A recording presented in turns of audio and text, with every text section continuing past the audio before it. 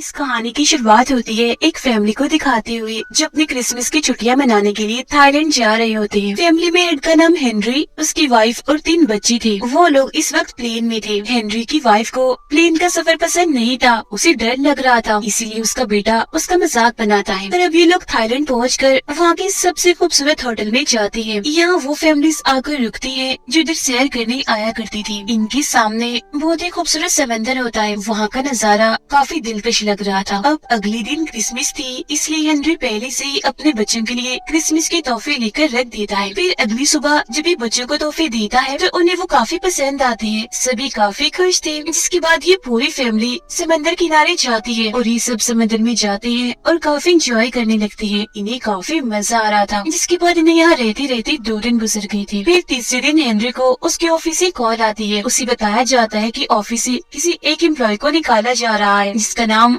बहुत जल्द बता दिया जाएगा। ये सुनकर उसे काफी फिक्र होने लगती है। That can only really mean one thing. इस बारे में वो अपनी वाइफ को भी बताता है, जो सुनकर वो कहती है कि हमें वापस चलना चाहिए। जिस पर हेनरी कहता है, हम यहाँ छुट्टियां गुजारने आए हैं, हमारे बच्चे भी काफी खुश है, तो हम इस ट्रिप को बीच में छोड़ के नहीं जा सकते। ये कहती वो अपने बच्चों के साथ खेलने के लिए चला जाता है। फिर वो आसमान में देखता है कि बहुत सारे पंछी एक साथ हवा में उड़कर कहीं दूसरी तरफ जा रहे हैं। जमीन भी अचानक एकदम से कांपने लगती है, जो देख वो लोग समझ जाते हैं कि जरूर कोई गड़बड़ है और कोई बड़ी मुसीबत आने वाली है। और फिर अगले ही पल समंदर से बहुत ही बड़ी लहर आती है जो सब कुछ तबाह करती हुई तेजी से आगे बढ़ रही थी और पूरी जगह को उसने अपने लपेट में ले लिया था। साथ ही बहुत सारे लोगों को भी अपने साथ बहाकर वो ले गई थी। हर तरफ पानी ही पानी और तबाही होती नजर आ रही थी। दरअसल ये सुनामी था, इन्हीं समंदर में तूफान का आना जो अब यहाँ आ गया था और हर तरफ तबाही मचाता जा रहा था। हम हेनरी की वाइफ को देखते हैं जो एक पेड़ से लिपट कर खड़ी थी ताकि वो पानी के बहाव से आगे न बह जाए। वो अपनी फैमिली को आस पास देख रही होती है,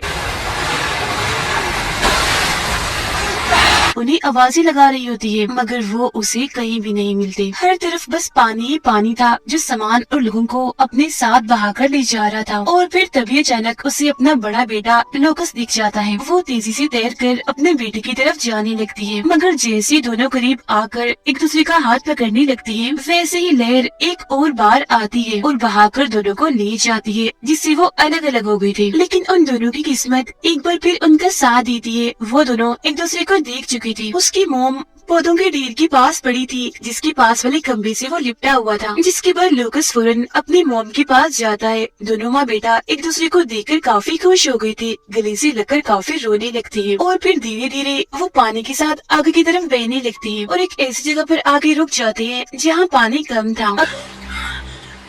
अब यही हमें पता चलता है कि लुकस की मोम का पाँव काफी जख्मी है, उस पर गहरा कट है जिससे तेजी से खून निकल रहा है। मगर वो इस बारे में अपने बेटे लुकस को नहीं बताती क्योंकि वो नहीं चाहती थी कि उसका बेटा उदास और परेशान हो जाए। अब तभी लुकस को एक बच्चे के रोने की आवाज आती है, जिसे जैसे ही बचाने के लिए वो जाने लगता है तो उसकी मोम उसका हाथ पकड़ लेती है और कहती है कि तुम मत जाओ मेरी जान, मैं पहले ही अपने हस्बैंड और 2 बच्चों को खो चुकी हूँ, तो मैं नहीं चाहती कि मैं अब तुम्हें भी खो दूँ। जिस पर वो कहता है, मोम मुझे कुछ नहीं होगा, मैं उसे बचाकर ले आऊंगा, वो कितना छोटा सा बच्चा है, मुझे तरस आ रहा है उस पर। वैसे भी हमें जरूरतमंद हर इंसान की मदद करनी चाहिए। जिसके बाद वो उस बच्चे को बचा लेता है जो झाड़ियों के नीचे पड़ा रो रहा था। वो उसे अपने पीठ पर बिठाकर वहाँ से जाने लगता है। उसकी मोम भी उसके पीछे ही थी। वो उस छोटे से बच्चे को एक पेड़ पर चढ़ा देता है। वो अपनी मोम को भी ऊपर चढ़ाने की कोशिश करता है, मगर उससे चढ़ा ही नहीं जा रहा था क्योंकि उसके पैर में जो चोट थी वो काफी दर्द कर रही थी, खून भी निकल रहा था, तो उसे मसला हो रहा था ऊपर चढ़ने में।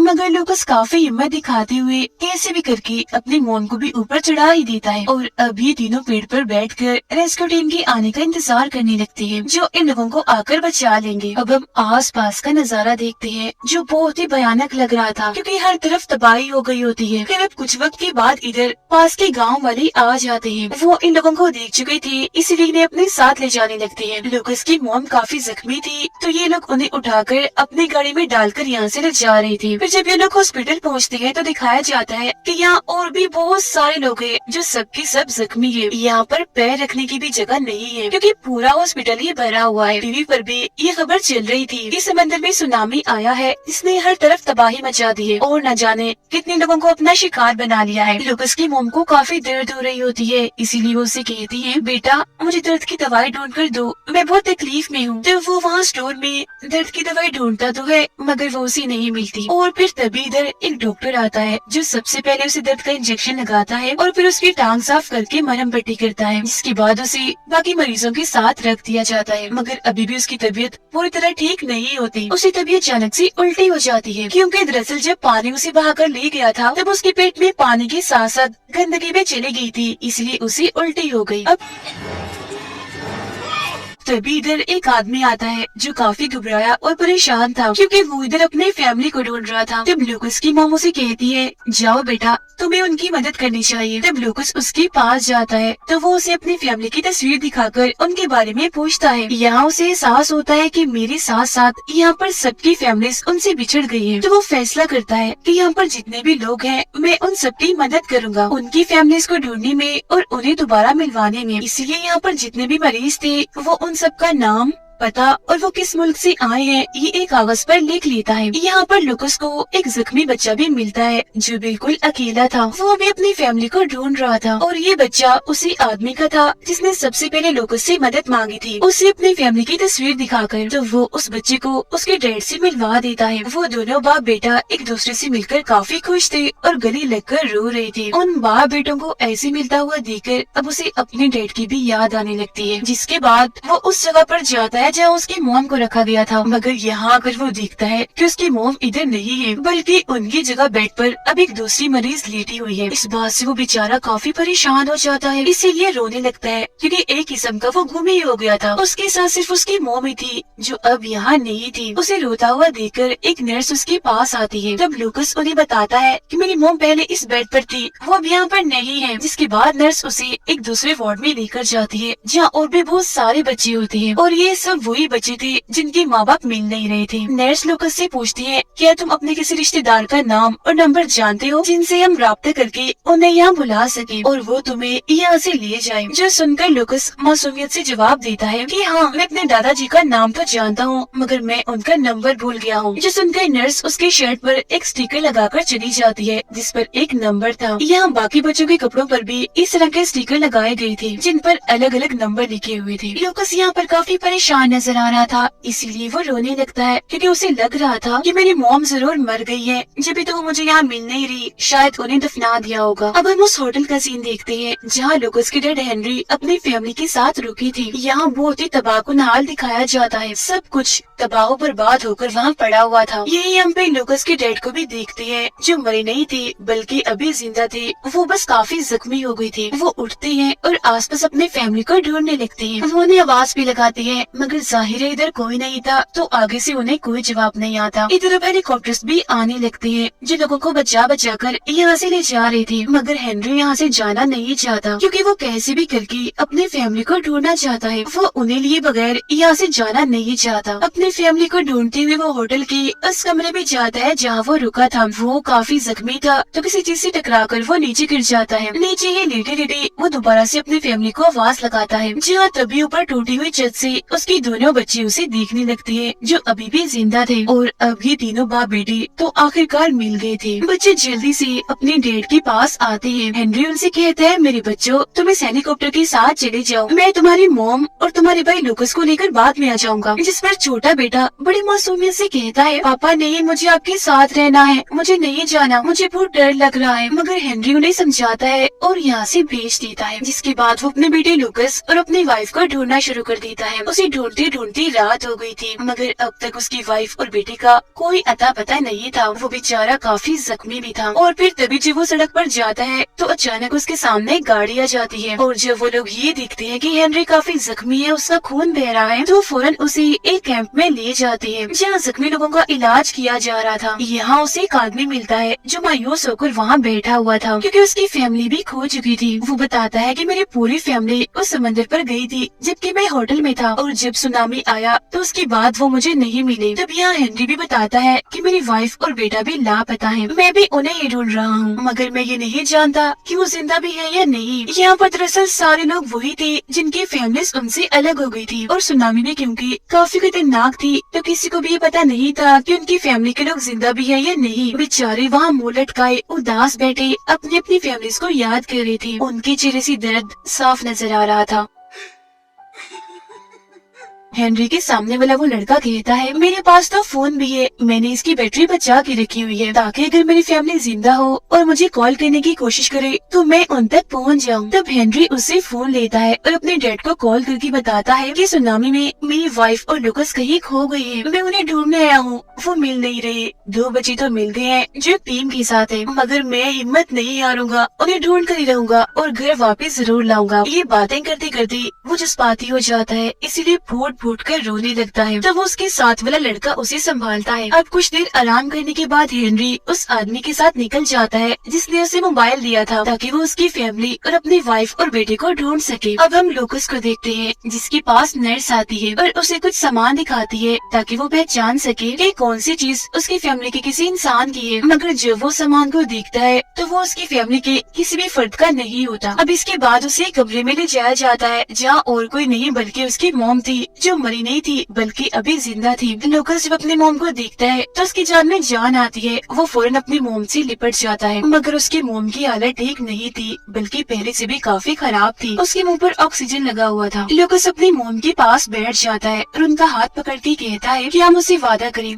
कि आप मुझे कभी अकेला छोड़ के नहीं जाएंगे। और अब लुकस को बताया जाता है कि असल में तुम्हारी मोम को सर्जरी की जरूरत थी, इसीलिए हम इन्हें वहाँ से निकाल कर यहाँ ले आए, मगर गलती से रिपोर्ट तब्दील हो गई, इसीलिए हम तुम्हारी मोम के बारे में तुम्हें कुछ नहीं बता पाए और अब तुम्हारी मोम को एक सर्जरी की जरूरत है जिसके बाद वो शायद बिल्कुल ठीक हो जाए। उधर हेनरी और उसके साथ वाला आदमी लगातार अपनी अपनी फैमिलीज को ढूंढ रहे होते हैं। ये एक एक करके हर हॉस्पिटल हर कैंप में जाते हैं जहाँ लोगों को रखा गया था, मगर कहीं भी इन्हें अपनी अपनी फैमिलीज नहीं मिलती। और अब हेनरी उस हॉस्पिटल में पहुँच ही जाता है जहाँ उसकी वाइफ और उसका बेटा लुकस है। लुकस की मोम से कहती है कि बेटा जाओ और मेरे लिए पानी लेकर आओ, मुझे बहुत प्यास लग रही है। तब वो अपनी मोम के लिए पानी लेने बाहर जाने लगता है जहाँ उसके डैड भी है। अब ये दोनों एक दूसरे के आस पास ही थी मगर बदकिस्मती से देख ही नहीं पाते। जिसके बाद हेनरी उस जगह पर भी आता है जहाँ उसकी वाइफ है, मगर क्योंकि वो पर्दे के पीछे थी इसीलिए उसे देख ही नहीं पाता। अब उन्हें लगता है कि मेरी फैमिली इधर नहीं है, इसीलिए वो हॉस्पिटल से बाहर निकलने लगते हैं। और फिर तभी लुकस जो ऊपर खड़ा पानी ले रहा था अपने डैड को पीछे से देखकर पहचान लेता है। उन्हें देखकर वो फौरन भागने लगता है उनके पास जाने के लिए, मगर तब तक उसके डैड भीड़ में कहीं खो जाते हैं। दरअसल यहाँ लोगों का काफी बड़ा हजूम था। अब लुकस अपने डैड को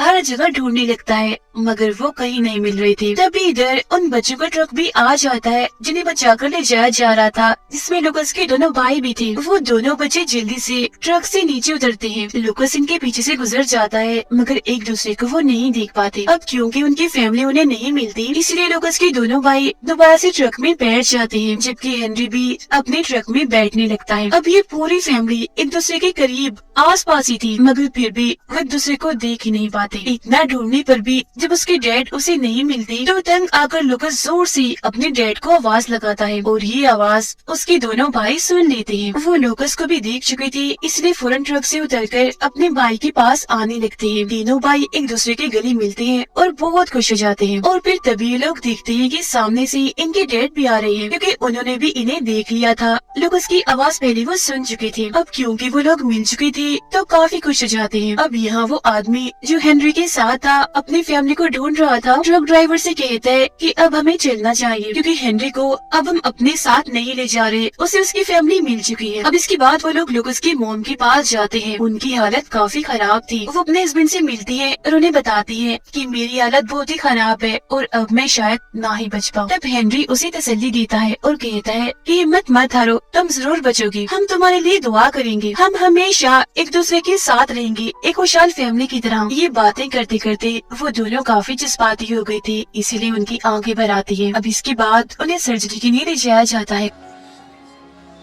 वहाँ एक और औरत भी थी जिसकी अभी अभी सर्जरी हुई थी। वो उनसे कहती है कि मैं अब बिल्कुल ठीक हूँ, मैंने अपनी पूरी ताकत का एक आखिरी बार इस्तेमाल करना है ताकि मैं अपनी फैमिली को ढूंढ सकूं। और आप भी हिम्मत मत हारना, सर्जरी ठीक से हो जाएगी। जिसके कुछ ही देर के बाद लुकस की मॉम की सर्जरी शुरू हो जाती है, जिस दौरान उन्हें वो वक्त अब भी याद आ रहा होता है जब सुनामी आया था। वो सोच रही थी कि इतनी तबाही आ गई और हम कुछ भी नहीं कर सके, क्योंकि ये सच है कि इंसान कुदरत की आगे बहुत ही कमजोर और बेबस है। यहाँ एक तरफ इनकी सर्जरी हो रही थी तो उधर बाहर उनकी फैमिली उनके लिए दुआ कर रही थी। फिर पूरी रात ऐसे बीत जाती है और फिर अगली सुबह हेनरी अपने बच्चों के पास आकर बताता है कि तुम्हारी मॉम की सर्जरी कामयाब रही, वो अब पूरी तरह से ठीक है, अब हम बहुत जल्द अपने घर पहुँच जाएंगे। अब अगली सुबह एक आदमी यहाँ आता है जिस पूरी फैमिली को अपने साथ ले जाने आया था। वो लोग अब प्लेन में बैठ जाते हैं, जहाँ तभी लुकस अपनी मॉम के पास जाता है और कहता है, मेरी प्यारी मॉम, मैं हमेशा आपके साथ रहूंगा जैसे आप मेरे साथ हैं। हम लोग कभी भी एक दूसरे से अलग नहीं होंगे। और हाँ, याद है आपको वो बच्चा जिसको हमने सबसे पहले बचाया था, उसे भी अब उसकी फैमिली मिल चुकी है। ये सुनकर उसकी मॉम कहती है, मेरा बेटा बहुत अच्छा और बहादुर है, मुझे तुम पर गर्व है और मुझे यकीन नहीं आ रहा कि हम सब मिल गए हैं। ये कहकर वो लुकस को गले से लगा लेती है और जज्बाती होकर रोने लगती है। फिर वो प्लेन से बाहर का बुरा हाल देखती है, क्योंकि हर तरफ तबाही मची हुई थी, सब कुछ तहस नहस हो गया था। यहाँ हेनरी उस आदमी के लिए भी दुआ कर रहा होता है कि उसे उसकी फैमिली मिल जाए, जिसने हेनरी की फैमिली को ढूंढने में उसकी मदद की थी और उसे अपना मोबाइल भी दिया था, क्योंकि अभी तक उस बेचारी को उसकी फैमिली नहीं मिली थी, वो लापता थी। अब जैसे इस पूरी फैमिली की हिम्मत ने, इनकी अच्छाई ने और एक दूसरे के लिए प्यार ने इन्हें मिला दिया, वैसे ये लोग चाह रहे थे कि सबको उनकी फैमिली मिल जाए, क्योंकि हर कोई अपनी फैमिली से प्यार करता है और किसी भी कीमत पर उन्हें खोना नहीं चाहता। जिससे हम समझ पाते हैं कि फैमिली आपके लिए कितनी जरूरी होती है। उनके बगैर आपका कोई वजूद नहीं होता, फैमिली के बगैर आपकी कोई अहमियत नहीं होती। और साथ ही आपके अंदर अच्छाई और अपनापन भी होना चाहिए। दूसरों के लिए आपको हर वक्त खड़े रहना चाहिए। और ये सारी सीख हमें इस कहानी से मिली। ये एक सच्ची कहानी है जिसका हादसा 2004 में हुआ था। दरअसल जल्जला और सुनामी आया था जिसमें तकरीबन 3 लाख लोग मारे गए थे। ये दुनिया की इतनी बड़ी तबाही थी कि इंसान इसे समझ गए थे कि इंसान चाहे कितना भी बड़ा और ताकतवर क्यों न बन जाए, कुदरत के सामने वो छोटा और कमजोर ही है। इसीलिए कुदरत के साथ छेड़छाड़ नहीं करनी चाहिए, इसके बारे में कभी सोचना भी नहीं चाहिए, मतलब अपने हिसाब से उसे बदलना नहीं चाहिए। गॉड ने सब कुछ जैसा बनाया, हमें उसे वैसे ही कबूल करके उसके साथ रहना चाहिए, क्योंकि अगर हम कुदरत के साथ छेड़छाड़ करेंगे और गॉड की दी हुई चीजों को ऐसे कबूल नहीं करेंगे, ना शुक्रिया करेंगे, तो इसके अंजाम बहुत ही बुरे होंगे। और इसी के साथ ये कहानी इधर ही खत्म हो जाती है।